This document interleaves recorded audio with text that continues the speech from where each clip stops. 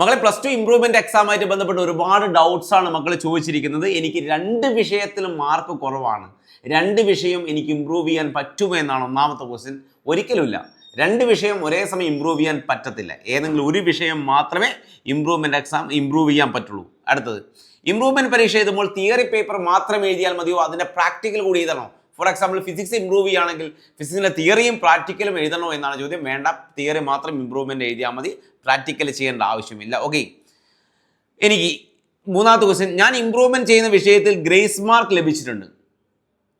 Already grace mark അവാർഡിനാണ്. അത് improvement exam കഴിഞ്ഞാലും ഈ ഗ്രേസ് മാർക്ക് ലഭിക്കുമോ എന്നതാണ്. ഇല്ല, ഇമ്പ്രൂവ്മെന്റ് എക്സാമിന് ശേഷം ഗ്രേസ് മാർക്ക് അവാർഡഡ് ആയിരിക്കത്തില്ല.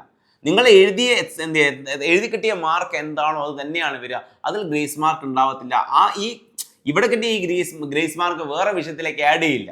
ഓക്കെ, നെക്സ്റ്റ്, ഇംപ്രൂവ്മെന്റ് സെഷൻ ലഭിക്കുന്ന സർട്ടിഫിക്കറ്റ് മാർച്ച് 2026 എക്സാം എന്നായിരിക്കുമോ ഉണ്ടാവുക? ആ സർട്ടിഫിക്കറ്റ് ഉണ്ടാവുന്നത് എന്തായിരിക്കും എന്നാണ് ക്വസ്റ്റ്യൻ.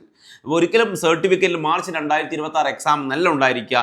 ഇംപ്രൂവ്മെന്റ് ചെയ്തതിന് ശേഷം ഉണ്ടാവുന്ന എക്സാം എന്ന് പറഞ്ഞാൽ ഇംപ്രൂവ്മെന്റ് എക്സാമിനേഷൻ ജൂൺ 2026 എന്നായിരിക്കും രേഖപ്പെടുത്തിയിരിക്കുക.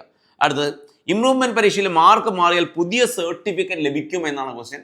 തീർച്ചയായും പുതിയ സർട്ടിഫിക്കറ്റ് നിങ്ങൾക്ക് ലഭിക്കും.